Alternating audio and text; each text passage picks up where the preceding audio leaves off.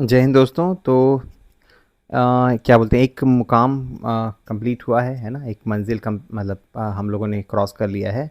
वो था आपका ये जो हम लोग सीरीज़ चला रहे हैं हिस्ट्री को ख़त्म करने का। उसके बाद फिर वन बाय वन मतलब नवंबर तक जो हम लोग प्लान किए हैं। तो एक जो क्या बोलते हैं, एंशियंट हिस्ट्री ख़त्म होना एक अच्छी बात है ना। थोड़ा सुकून भी देता है कि जो स्टार्ट किया था उसको ख़त्म किया है, ठीक है। और मैं सिर्फ ये नहीं पढ़ा रहा हूँ कि क्या पढ़ना है, ठीक है। इस मेथड से मैं ये भी थोड़ा आप लोगों को सिखाने की कोशिश कर रहा था कि कैसे पढ़ना है, राइट। तो कैसे पढ़ना है में आपने देखा होगा कि आप हमेशा या फिर हम सभी कभी ना कभी हिस्ट्री को इतना बड़ा मान के डरते रहते हैं। अगर हम लोग थोड़ा ये अप्रोच अपनाएं कि पार्ट वाइज डिवाइड करके पढ़ते जाएं, ठीक है। एक वीक हमने एंशियंट को पढ़ लिया, फिर मिडीवियल को, और कुछ इंपॉर्टेंट टॉपिक पे ही ज़्यादा फोकस करके। क्योंकि हिस्ट्री इतना वास्ट है ना, अगर आप बोलोगे कि मैं एक एक चीज़ पढ़ूंगा, देन ना तो ये आपको रिजल्ट में हेल्प करेगा, ना ही मतलब इतना वेटेज है उसका, ठीक है।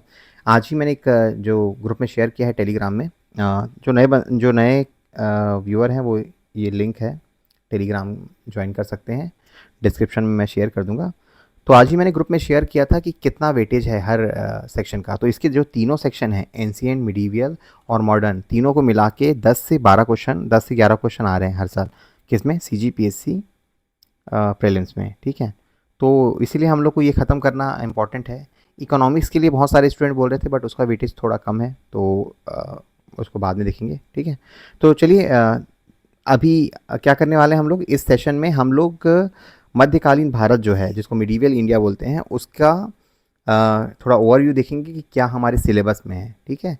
और सिलेबस देखने के साथ साथ हम लोग ये करेंगे कि किस टाइप के क्वेश्चन पूछे गए हैं। तो मैं दोनों चीज़ें आपको डिस्कस करूंगा, और साथ में ये PDF आपको मिल जाएगा टेलीग्राम से, तो वहाँ से आप देख सकते हो कि किस टाइप के प्रश्न पूछे जाते हैं। और जब आपको पता चल जाएगा कि किस टाइप के प्रश्न पूछे जाते हैं, तब आप अपनी तैयारी को ज़्यादा अच्छे से डायरेक्शन के साथ कर सकते हैं, ठीक है। देखिए, टेस्ट सीरीज़ वाले क्या पूछते हैं क्या नहीं पूछते हैं वो अलग चीज़ है, लेकिन एग्ज़ाम जो कंडक्ट करने वाली बॉडी है, उसके कुछ पर्टिकुलर फोकस एरिया हैं, ठीक है। जो हम लोग देखेंगे कि जो PSC है, उसके कुछ पर्टिकुलर फोकस एरिया हैं जहाँ से वो क्वेश्चन पूछता है। मैं ये नहीं बोल रहा हूँ कोई पार्ट को आप छोड़ दो, लेकिन कुछ पार्ट पे ज़्यादा फोकस करके ऑप्टिमाइज़ किया जा सकता है। मतलब अपने जो आउटकम है उसको मैक्सिमाइज़ किया जा सकता है, ठीक है। तो आप देख सकते हो मध्यकालीन भारत जो है कहाँ से शुरू होता है। वैसे तो इन शॉर्ट ये बोला जाता है कि 8 से 18वीं शताब्दी तक, ठीक है। तो 8 में फिर क्या आता है आपका, जो ट्राईपार्टाइट वॉर हुआ था, पाल, प्रतिहार और राष्ट्रकूटा के, वो सब आते हैं, ठीक है। और थोड़ा बहुत फिर क्या है, पाल हो गया, फिर राजवंश, ये राजपूत वाले आते हैं। लेकिन वो सब चीज़ें सिलेबस में नहीं दी गई है, हमें दिया गया है ये 12वीं शताब्दी से, है ना। जो दिल्ली सल्तनत का है, कैसे उदय हुआ, विकास हुआ, कौन कौन से राजवंश थे जिन्होंने वहाँ पे वो शासन किया। उसके बाद फिर हम लोग पढ़ेंगे क्षेत्रीय शक्तियों का उदय। तो इनमें से एक था विजयनगर अम्पायर का, है ना। कैसे वो क्या बोलते हैं 1400 ईस्वी में एक इसका वो क्या बोलते हैं उदय हुआ। और दो चार डायनेस्टी है, जैसे मुगल के टाइम आप देखेंगे तो एक डायनेस्टी थी सूर शाह की या शेर शाह की, तो शेर शाह भी आया था, है ना। तो दिल्ली सल्तनत एक इम्पॉर्टेंट टॉपिक है, मुगल अम्पायर इम्पॉर्टेंट है, मराठा तीसरा है, चौथा जो सामाजिक आर्थिक और सांस्कृतिक बोल रहे हैं ना, तो सामाजिक आर्थिक तो हमें दिल्ली और इसका ही देखना है, ये मुगल और मराठा का। सांस्कृतिक मतलब जो भक्ति और सूफी साहित्य का विकास हुआ था, उसके बारे में पढ़ना है, ठीक है। तो चलिए एक बार डिटेल में मैंने बनाए थे प्रेजेंटेशन को देख लेते हैं कि क्या क्या चीज़ हमें पढ़नी है। तो ये देखिए, मध्यकालीन भारत की अवधि कब से कब है, 8 से 18वीं शताब्दी तक। और जो मुख्य जो राज्यों के बारे में हमें पढ़ना है वो ये चार हैं। दिल्ली सल्तनत, जिसके अंदर आएंगे 5-6 डायनेस्टी। मुगल है तो उनका जो इम्पोर्टेंट किंग है, क्योंकि प्रीलिम्स में ही कोई पूछता है कि कौन कौन सी लड़ाई किसने लड़ी थी, बाबर ने कौन सी लड़ी थी, कौन सा हुमायूं ने लड़ी थी, ये सब, है ना। तो मुगल डायनेस्टी हो गया। Vijayanagar empire the most important, है ना। ये जो है इस पर आप स्टार लगा लीजिए, इससे तो हर जगह पूछते हैं, मतलब इसको जब तक इंक्लूड नहीं करेंगे तब तक क्वेश्चन पेपर कंप्लीट नहीं होता, है ना। मराठा अम्पायर, अभी आप देख रहे हो कुछ कुछ मूवीज़ भी आ रही हैं, तो ऑब्वियस सा है कि क्वेश्चन वहाँ से बनने के चांस हैं करंट अफेयर में जो है। धार्मिक आंदोलनों में भक्ति आंदोलन और सूफी आंदोलन, इसके बारे में पढ़ेंगे, ठीक है। विषय सूची अगेन वही चीज़ें हैं जो इसका डिटेल में दिया गया है, तो अपन पढ़ते हैं इसको। सेम चीज़ है ना, ये पांचों टॉपिक ही हैं। आप देखोगे तो दिल्ली सल्तनत है जो 1206 से 1526 तक चला, फिर मुगल आए 1526 से लेकर 1857, विजयनगर है इन बिटवीन, ये साउथ में रूल कर रहे थे, और विजयनगर अम्पायर के आसपास भी दो तीन और डायनेस्टी थे, उनमें से एक था बहमनी, है ना, जिनका कंटिन्यूसली वॉर चला विजयनगर अम्पायर के साथ। उसके अलावा फिर जो भक्ति और सूफी आंदोलन थे, उन्होंने बहुत सारे सुधार लाए समाज में, बहुत सारे संत हुए, उनके बारे में पढ़ेंगे। और क्षेत्रीय भाषा का भी उस टाइम विकास हुआ, अवधी है, ब्रज है, उनसे जो जो साहित्य बने उनके बारे में एक क्वेश्चन आया हुआ है। और मराठा साम्राज्य का उदय, ठीक है, तो ये तो इसमें टैक्सेशन सिस्टम क्या है, ये सब चीज़ें पूछा जाता है, ठीक है। तो सबसे पहले तो हम लोग जब पढ़ेंगे ना, तो एक ओवरव्यू है, तो क्विकली इसको मैं 5 या 10 मिनट में ख़त्म करता हूँ, ज़्यादा लंबा नहीं लेंगे। दिल्ली सल्तनत के बारे में पढ़ेंगे, है ना, सबसे बड़ा मुस्लिम राज्य था, पहला सबसे बड़ा मुस्लिम राज्य था भारत में। और कुतुबुद्दीन ऐबक ने स्थापित किया था, जिसको गुलाम वंश का संस्थापक माना जाता है। उत्तर भारत में पूरा फैला हुआ था और बहुत सालों तक, 320 सालों तक इन्होंने रूल किया, ठीक है। तो इसमें क्या है ना, जब हम लोग पढ़ेंगे तो हमारा अप्रोच क्या रहेगा, हम लोग जो किंग है इम्पॉर्टेंट, उनके बारे में थोड़ा थोड़ा पढ़ेंगे ना, जो इम्पोर्टेंट है। वैसे देखा जाए तो बहुत ज़्यादा आ जाएगा, है ना। कुतुबुद्दीन ऐबक है, उसके बाद इल्तुतमिश हुआ, इल्तुतमिश के बाद इसने अपने पुत्र को दिया था, है ना, रुकनुद्दीन जो बोलते हैं, लेकिन वो एबल नहीं था, तो रजिया सुल्तान आई, फिर बलबन। तो इन सब में जो यहाँ पे मेंशन है ना, वही बहुत ज़्यादा इम्पॉर्टेंट है, क्योंकि इन्होंने कहीं ना कहीं कुछ ऐसी पॉलिसी लाई थी जिनका उल्लेख बार बार आता है। जैसे बलबन की बात करें, है ना, रक्त और लौह की वो जो क्या थी पॉलिसी इसने अपनाया था। दूसरा था इसने क्या बोलते हैं, डिवाइन क्या था, डिवाइन बर्थ वाली पॉलिसी अपनाई थी, कि जो राजा है वो ईश्वर का अवतार है ना, जिल्ले इलाही बोलता था। तो ये सब चीज़ें जो है, रजिया सुल्तान बहुत इंपॉर्टेंट, लास्ट ईयर क्वेश्चन आया था कि पहली और इकलौती महिला शासक जो थी वो दिल्ली सल्तनत की। उसके बाद इल्तुतमिश, तो जिसने कंसोलिडेट करा, है ना, पहला सुल्तान था वो। ये तो अपने आप को क्या बोलते हैं, वो बोलते थे, स्लेव ही मानते थे, है ना। खिलजी वंश में सबसे ज़्यादा इंपॉर्टेंट अलाउद्दीन खिलजी। तुगलक वंश में आप जानते हैं मोहम्मद बिन तुगलक का ये जो एक्सपेरिमेंट थे वो पूछे जाते हैं। फिरोज शाह तुगलक जो था, उसने इतने सारे सुधार लाए हैं, है ना, चाहे वो बोला जाए अस्पताल खुलवाए थे इसने, फिर जो नौकरी के लिए फिर इसने अपना अलग एजेंसी खोला था, सिंचाई व्यवस्था के लिए बहुत सारे काम किए थे, 5 शहर बसाए थे। इन सब के बारे में पूछेंगे, क्योंकि इन सब से क्वेश्चन पूछा गया है, ठीक है। और सैयद वंश से ज़्यादा कुछ पूछा नहीं गया है। लोधी वंश में सिकंदर लोधी बहुत इंपॉर्टेंट है, क्योंकि इस आया था ना क्वेश्चन, आगरा किसने बसाया था करके। उसके बाद आता है इब्राहिम लोधी, है ना। इब्राहिम लोधी क्यों फेमस था, क्योंकि आप देखते हो पानीपत का जो प्रथम युद्ध था उसमें इसको हार का सामना करना पड़ा बाबर से, ठीक है। तो ये सब चीज़ें थी जो काफ़ी बार बार पूछी गई हैं, ठीक है। सल्तनत के प्रमुख शासक कौन कौन से थे, अलाउद्दीन खिलजी। तो उसके अगेन क्या पढ़ेंगे हम लोग, बाजार नियंत्रण प्रणाली, कैसे उसने मार्केट को कंट्रोल करके रखा था, क्या पॉलिसी लाई थी। दक्षिण, इसका ना विजय अभियान पूछता है, ठीक है। तो मलिक काफूर जो इसका नौकर था, जिसको उसने 1000 दिनारी बोलते थे, वो उसने दक्षिण भारत में उसके बिहाफ में अटैक किया था। उसके बाद मंगोलों से कैसे उसने टैकल किया, ठीक है। उसके बाद मोहम्मद बिन तुगलक, उसने कैसे जो एक्सपेरिमेंट किए उनमें से एक क्या था, कैपिटल राजधानी को चेंज कर दी थी। सांकेतिक मुद्रा प्रणाली शुरू करी, है ना, तो सब लोगों ने घर में ही टकसाल खोल लिए, तो वो भी फ्लॉप हुआ था। कृषि विकास के लिए भी कुछ योजनाएं बनाई थी उसने, ठीक है। फिरोज शाह तुगलक के बारे में क्या चीज़ था, इसने कर प्रणाली में सुधार कराया, सिंचाई की व्यवस्था जैसे मैंने बताया वो स्टार्ट किया था, है ना। तो ये सब चीज़ें थी जिसके बारे में हम लोग डिटेल में पढ़ेंगे। एक बड़ा फोकस ये रहेगा कि सल्तनत काल में प्रशासन व्यवस्था कैसी थी, है ना। तो कौन कौन से ऑफिसर थे, जैसे यहाँ देखेंगे आप, वित्त विभाग का कौन सा था, सैन्य विभाग का कौन सा था, और पत्राचार का। तो बहुत सारे जो वो हैं विभाग हैं, एक एक शासक ने शुरू किए थे। जैसे कि मान लो किसी ने आपका एग्रीकल्चर का विभाग शुरू किया है, किसी ने उनमें से आपके आर्मी जो ये है सैन्य विभाग उसको शुरू किया है, किसी ने इसका दान करने वाला एक मतलब चैरिटी वाला एक विभाग खोला है, और किसी ने वो नौकरी के लिए डिपार्टमेंट खोला है। तो बहुत सारे जो डिपार्टमेंट है, ये कई बार पूछा जाता है कि ये किसने स्टार्ट किया ये डिपार्टमेंट, है ना। प्रांतीय प्रशासन के बारे में सुनेंगे, पढ़ेंगे, जैसे इक्ता सिस्टम जो था, है ना, ज़मीन दे दी जाती थी कि आप यहाँ पे जो भी आएगा आपका वहाँ से टैक्स वो आप रखो, लेकिन आप हमें सैन्य सुरक्षा दो, है ना, सैन्य सर्विस दो। तो इन सब के बारे में पढ़ेंगे, कैसे गवर्नर वर्क करते थे, न्याय प्रणाली क्या थी उस टाइम, है ना, काजी अपॉइंट होते थे, ठीक है, शरिया का कानून उस टाइम लागू होता था, गैर मुस्लिम थे उनके लिए उनके स्वयं के कानून लागू होते थे। तो इन सब के बारे में अपन डिटेल में पढ़ेंगे जब जैसे जैसे हम लोग एक एक चैप्टर के पास जाएंगे। तो उसके बाद एक क्या बोलते हैं इम्पॉर्टेंट टॉपिक है कला और वास्तुकला, क्योंकि ये जो मिडिवियल पीरियड है ना, उस टाइम में एक मतलब डिफरेंट टाइप की, मतलब इंडो इस्लामिक वास्तुकला का विकास हुआ, ठीक है।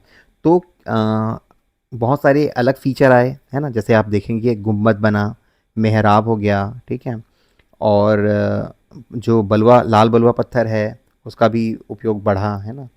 और ये कुछ इम्पोर्टेंट आप देखोगे, मस्जिद बहुत सारे बने, कुतुब मीनार बहुत सारे बने हैं ना, अलाई दरवाज़ा बनाया था इसने, अलाउद्दीन खिलजी ने। तो किसने क्या क्या बनाया था, गार्डन बहुत सारे बनाए। तो वास्तुकला और कला इन जनरल, है ना, क्या क्या डेवलपमेंट हुए उसके बारे में भी हम लोग पढ़ेंगे, किस टाइप के क्योंकि एक क्वेश्चन बन सकता है ना आपके आर्ट एंड कल्चर में कि मुस्लिमों ने किस टाइप के क्या बोलते हैं वास्तुकला या फिर कला का मतलब इंडो इस्लामिक जो वास्तुकला है उसकी खूबियाँ बताई है, या फिर मुस्लिमों ने या फिर जो फॉरेन मुस्लिम रूलर थे उन्होंने क्या क्या इंट्रोड्यूस किया। तो वो सब हम लोग पढ़ेंगे इसमें। उसके बाद आर्ट एंड आर्किटेक्चर दिल्ली हो गया। मुग़ल अम्पायर के बारे में पढ़ते हैं। तो मुग़ल वंश के बारे में क्या क्या है अपना, एक तो बाबर के बारे में पढ़ेंगे, क्योंकि ये इसने स्टार्ट किया था पानीपत के पहले युद्ध से, ठीक है। तो इसने 4 जो युद्ध पढ़े हैं उसके बारे में सीक्वेंस पूछता है, सीजीपीएससी का पुराना क्वेश्चन है प्रीलिम्स का। हुमायूं का, है ना, हुमायूं जो है शेर शाह के साथ जो उसका रेगुलर संघर्ष हुआ। अकबर के बारे में तो हर साल क्वेश्चन पूछ रहा है, इस साल भी आया है, सुलह कुल, है ना। जहांगीर अब बाकी के जो रूलर हैं उनके बारे में कम पूछता है, बट औरंगजेब के बारे में पूछा गया था क्वेश्चन कि जो जाट विद्रोह थे या फिर सतनामी विद्रोह है वो क्या थे, तो ये औरंगजेब के काल के थे। आर्ट एंड कल्चर में पूछ सकता है कि शाहजहाँ का कंट्रीब्यूशन क्या है, ताजमहल जो बनाया था, है ना, बहुत सारे आर्किटेक्चर बनाए, लाल किला, ताजमहल। तो उन सब के बारे में अपन एक ओवरव्यू देखेंगे, ठीक है। अकबर का शासनकाल जो है ये सबसे ज़्यादा फोकस करेंगे हम लोग, बाकी जो मुग़ल अम्पायर हैं उसके मुकाबले। तो उसमें से एक रहेगा प्रशासनिक सुधार, किस टाइप का इसने मनसबदारी शुरू करी थी, है ना। और उसके बाद फिर ये भू राजस्व के लिए उसने क्या शुरू किया था, केंद्रीय प्रशासन और प्रांतीय प्रशासन का किस टाइप का उसने पुनर्गठन किया। उसकी धार्मिक नीति, है ना, लिबरल माना जाता था, तो दीन इलाही है, इबादत खाना, ठीक है। आपका जजिया, उसने जजिया समाप्त कर दिया था। तो 3-4 जो रिफॉर्म लाए थे उसके डेट के साथ याद करेंगे, क्योंकि वो फिर वो सीक्वेंस पूछता है कि इसने जजिया कब ख़त्म किया था, इसने फिर क्या बोलते हैं दीन इलाही कब शुरू करी थी, तो उन सब के बारे में। और सांस्कृतिक योगदान, मतलब किस टाइप के इसने, इसके यहाँ नवरत्न भी थे, तो जैसे हमने नवरत्न पढ़ा चंद्रगुप्त द्वितीय में, तो वैसे ही यहाँ भी नवरत्न थे, उनके बारे में पढ़ेंगे, क्वेश्चन यहाँ से ही बनता है। फतेहपुर सिकरी का निर्माण जब करवाया था उसने गुजरात विजय के बाद, तो ये सब पढ़ेंगे अपन, ठीक है। शाहजहाँ का शासनकाल, तो इसमें वही जो इम्पोर्टेंट आर्किटेक्चर थे, ताजमहल, जामा मस्जिद, इन सब के बारे में क्वेश्चन पूछ सकता है 2 या 4 नंबर का। ओके। मुगल प्रशासन तो किस टाइप का था, केंद्रीय प्रशासन था, तो कौन कौन से वहाँ पे अधिकारी थे उनके बारे में। मनसबदारी जो प्रणाली थी वो क्या था, है ना, जाट और क्या था, जाट और सवार, है ना, सवार क्या था उस टाइम, कितने घुड़सवार उसको अलॉट थे किसी भी अधिकारी को, और जाट उसका रैंक डिसाइड करता था, ठीक है। जमींदारी प्रणाली थी, है ना, तो ये हम लोग पढ़ेंगे उसके बारे में, क्योंकि जमींदारी प्रणाली जो है या फिर जो टैक्सेशन सिस्टम है उसके बारे में आप देख रहे होगे, हम लोग मौर्यन टाइम से पढ़ रहे हैं, गुप्त पीरियड में पढ़ रहे हैं, अभी हम लोग सल्तनत में भी पढ़ेंगे, और सेम चीज़ हम लोग इसमें मुग़ल में भी पढ़ेंगे, क्योंकि अल्टीमेटली बहुत सारे अधिकारी डिप्टी कलेक्टर है या फिर नायब तहसीलदार के लिए पढ़ते हैं ना, तो उस टाइम क्या था और किस टाइप की वो थी, अरेंजमेंट था, वो आपको एक थोड़ा सा आइडिया हो जाए, इसलिए ये क्वेश्चन पूछे जाते हैं, चाहे यूपीएससी में हो चाहे सीजीपीएससी में हो, है ना। तो रेवेन्यू वाला जो सिस्टम है बहुत इंपॉर्टेंट है। और मुग़ल के काल में मुग़ल कला में संस्कृति का कैसे विकास हुआ, तो चित्रकला का विकास, है ना, आपके जो जहांगीर थे उनको चित्रकला का बहुत शौक़ था। संगीत का तानसेन थे, आपके दरबार नवरत्न में से एक थे। और साहित्य बहुत सारे जो बुक्स थे जैसे महाभारत, रामायण है ना, पंचतंत्र, बहुत सारी किताबें, सारे ट्रांसलेट किए गए थे इस टाइम। और ये फ़ारसी में इनका ट्रांसलेशन हुआ था। तो दायरा सिखों के बारे में पूछा गया था एक बार प्रश्न, ठीक है। तो ये प्रश्न आपको मैं दिखाऊंगा। अब आते हैं मुगल साम्राज्य का पतन क्यों हुआ। तो ये कुछ कारण थे। औरंगजेब की नीतियाँ, जो उत्तराधिकार, एक तो बड़ा कॉमन सा रहता है कि वीक सक्सेसर, जो उत्तराधिकारी थे कमज़ोर मिले, क्षेत्रीय शक्तियों का उदय हुआ और यूरोपीय कंपनी का आगमन हुआ, तो इस चक्कर में इनका डिक्लाइन हुआ। विजयनगर, हाँ, फिर उसके बाद क्या पढ़ेंगे हम लोग, एक हिंदू वो आया, डायनेस्टी आया, विजयनगर अम्पायर, है ना। तो इसके अंदर चार अलग अलग डायनेस्टी थी, जैसे कि आपने देखा है संगम, सलुआ, तुलुआ, है ना, अरिवीडू। तो इनका कार्यकाल, और this is one of the most important क्या बोलते हैं टॉपिक बोलना चाहिए, ठीक है, क्योंकि इससे ना प्रीलिम्स में भी क्वेश्चन पूछा है इस साल और मेंस में भी। तो आपको इसकी प्रिपरेशन अच्छे से करनी है। और ठीक है, तो हम लोग इसमें पढ़ेंगे, इसमें सारे डायमेंशन कवर करेंगे, कौन कौन से रूलर थे, कौन कौन से इन्होंने क्या बोलते हैं टाइटल लिए थे। इसके बाद जो कृष्णदेवराय है उसका इम्पोर्टेंस बहुत ज़्यादा है, वो पढ़ेंगे अपन। ये चार डायनेस्टी थी विजयनगर अम्पायर में, संगम, सलू, तुलु और अरविडो, है ना। तो ये जो सलुआ में जो सॉरी तुलु वंश का जो आपके कृष्णदेवराय था उसके बारे में स्पेसिफिक पढ़ेंगे, ठीक है। इनके टाइम में जो अष्टदिग्गज थे उसके बारे में, जो 8 कवि थे, तो ये सब क्वेश्चन इनसे बहुत क्वेश्चन बनता है। इस साल क्वेश्चन बना है कि कौन से फॉरेन ट्रैवलर थे जो कि मतलब एक मेंस का प्रश्न है, 4 फॉरेन ट्रैवलर के नाम बताइए जो कि विजयनगर अम्पायर में आए थे, विदेशी यात्री, ठीक है। कृष्णदेवराय का शासनकाल है, ये एक इम्पॉर्टेंट है जिसके बारे में हम लोग पूरा कवर करेंगे कि उनकी सैन्य विजय अवस्था, आर्थिक नीति क्या थी, मंदिर निर्माण क्या किया, साहित्यिक, इन्होंने किताब लिखा है अमुक्त माल्यदा, है ना। और एक जाम्बुवती परिणय या फिर विवाह ऐसा कुछ है, वो पढ़ेंगे अपन। ये अष्ट दिग्गज जो बोला था, 8 विद्वानों को उसने संरक्षण दिया था।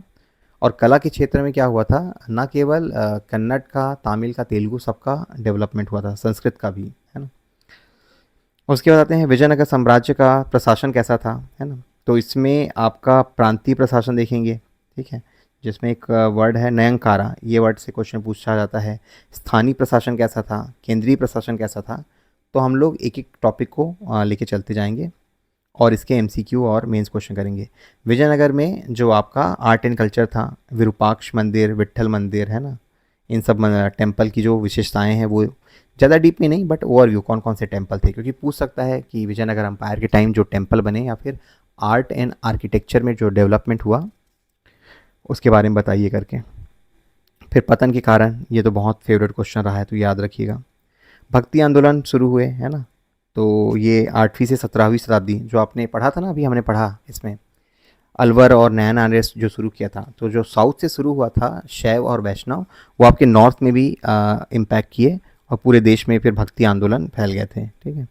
तो भक्ति आंदोलन की विशेषताएं क्या थी, क्यों इसने मतलब क्या बोलते जनमानस के हृदय में जगह बनाई, ठीक है, इन सब के बारे में पढ़ेंगे। भक्ति आंदोलन के प्रमुख संत, है ना, इन संतों का नाम लिख के पूछा जा रहा है कि क्या क्या आया है। तो इसमें आप देखोगे तो आपका गुरु नानक के बारे में आ चुका है, मीरा के बारे में आ चुका है, और क्या था, कबीर के बारे में भी आ चुका है। तो बचे खुचे जो हैं उनके बारे में भी पूछा जा सकता है। तो दक्षिण भारत में ये फेमस थे, उत्तर भारत में ये थे, और महाराष्ट्र में ये जो 4-5 नाम हैं वो बहुत इंपॉर्टेंट है। तो भक्ति आंदोलन में एक चीज़ हमें देखना पड़ेगा कि ये किसी भी एक जो संत है उसके बारे में पूछ देता है, तो एटलीस्ट एक शॉर्ट नोट्स जितना हमें पता है वो बना के रखेंगे, ताकि बाकी तो एक्सप्लेन कर सकते हैं। भक्ति आंदोलन में 2 शाखाएं थी, निर्गुण और सगुण, इसके बारे में डिटेल में पढ़ेंगे। सूफीवाद, सूफी से एक क्वेश्चन बना, एक तो सूफी से एक इंडिविजुअल क्वेश्चन बनता है और दूसरा कनेक्ट कर देता है सूफीवाद को और भक्तिवाद को, ठीक है। तो जितने सिलसिले हैं, चिश्ती सिलसिला का कौन स्टार्ट किया था, कौन उसके 4 वो थे संत थे, उसके बारे में पढ़ेंगे अपन। सूफीवाद के सिद्धांत क्या थे, है ना, ये सब चीज़ें हैं। इसको अगर आप एक नज़र देख लोगे ना, तो मुझे लगता है कि मिडीवियल का एक बहुत अच्छा ओवरव्यू हो जाएगा। बाकी हम लोग क्वेश्चन करेंगे, ठीक है। लिटरेचर का डेवलपमेंट हुआ, है ना, उसके बाद मराठा का उदय हुआ, उसके बारे में एक हम लोग देखेंगे। मराठा प्रशासन कैसा था, ये जो आपके अष्ट प्रधान थे उसके बारे में। तो मैंने बहुत सारे क्वेश्चन तो ऐसे तैयार कर दिए हैं कि आप इसको ही देखोगे तो आपका बहुत अच्छा तैयार होगा, मतलब ये मिडीवियल पीरियड। बट इस डॉक्यूमेंट का पर्पस ना तो सिलेबस कराना था ना कुछ, आपको बस एक टीज़र दिखाना था कि क्या हम लोग पढ़ने वाले हैं आने वाले 3-4 दिनों में, ठीक है। न्यायिक प्रशासन क्या थी, सैन्य प्रशासन क्या था, ये सब ठीक है। बहुत सारी चीज़ें आपको जो छत्तीसगढ़ का मराठा पढ़ेंगे ना उसमें भी मिलेगा। पतन के कारण क्या है, ये सब भी आता है क्वेश्चन, ठीक है। तो अब आते हैं किस टाइप के प्रश्न पूछे गए हैं। तो मैंने टॉपिक तो बता दिया। अब देखेंगे दिल्ली सल्तनत में अब तक क्या क्या पूछा गया है। ये पूछा गया था कि सल्तनत कालीन भारत की परिस्थितियों में रजिया सुल्तान की असामान्य उपलब्धियां समझाइए, है ना। 2 नंबर का आया था पिछले साल।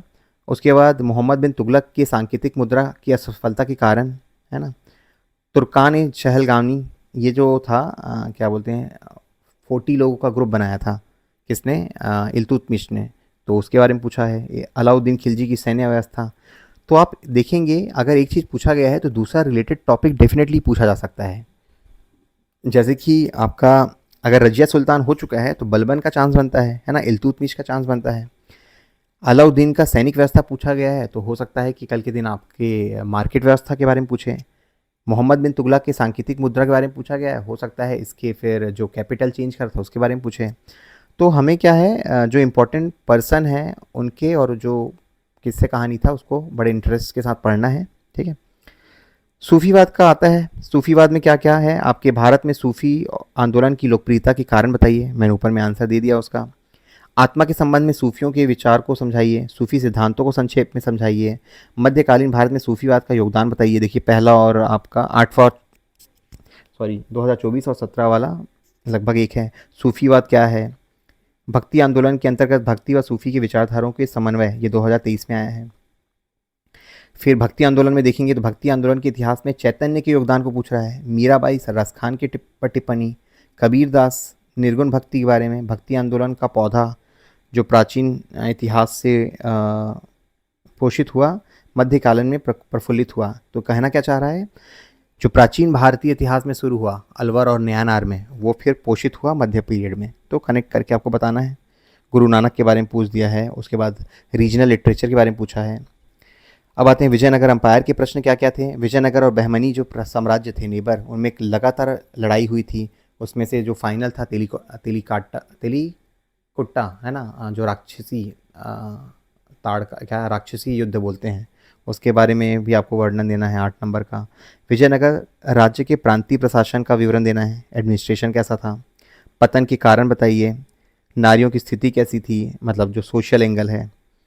4 विदेशी यात्रियों के नाम लिखिए। किन्हीं 2 मंदिर के नाम लिखिए। सांस्कृतिक उपलब्धि लिखिए। विजयनगर के 2 राजवंशों, विजयनगर के जो 4 राजवंश हैं उनके नाम लिखिए। तो जितनी चीज़ें हो सकती थी ना सब कवर कर दिया इसने, है ना। अब हमें ये देखना पड़ेगा क्या पूछ सकता है, तो वो भी हम लोग देखेंगे। मुगल साम्राज्य के बारे में क्या पूछा है। अकबर की सुलह कुल इस साल आया है। 23 में फिर आया है कि दारा सिखों ने क्या योगदान दिया है, ऐतिहासिक योगदान क्या है। 22 में पूछा है कि विदेशी व्यापार के बारे में बताइए।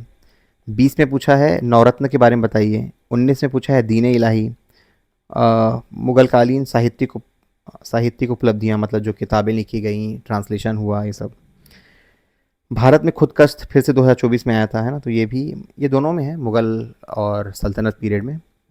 अब लास्ट है मराठा शासन। तो इसमें मराठों में कर की व्यवस्था बहुत इंपॉर्टेंट है, रिपीट हुआ है। देखिए सरदेशमुखी और चौथ, है ना। मराठों के उदय के कारण रिपीट हुआ है क्वेश्चन 18 में। और शिवाजी की प्रशासनिक व्यवस्था, शिवाजी के अष्टप्रधान, है ना, और ये रिपीट हुआ है। दिख क्यों नहीं रहा है, 2023 में रिपीट हुआ था ये क्वेश्चन, और 2015 में आया था शिवाजी के उत्थान का संक्षिप्त परिचय। तो आप ओवरऑल देखेंगे जो हमने ओवरव्यू देखा उन्हीं से ही प्रश्न आए थे। मैंने आपके लिए टॉपिक वाइज समराइज़ कर दिया है, ये आपको हेल्प करेगा। इसके अलावा कौन से किस टाइप के प्रश्न 2 नंबर में आते हैं वो भी आपको दिख जाएगा। ये 2 मार्क्स के क्वेश्चन है, ये आपके 4 मार्क्स के क्वेश्चन है, ठीक है। जिस साल नहीं आए उस साल ब्लैंक है, 4 मार्क्स में नहीं आए तो। और ये आपके 8 मार्क्स के हैं, ठीक है। ये थोड़ा सा बिगड़ गया, 15 मार्क्स के हैं, ठीक है।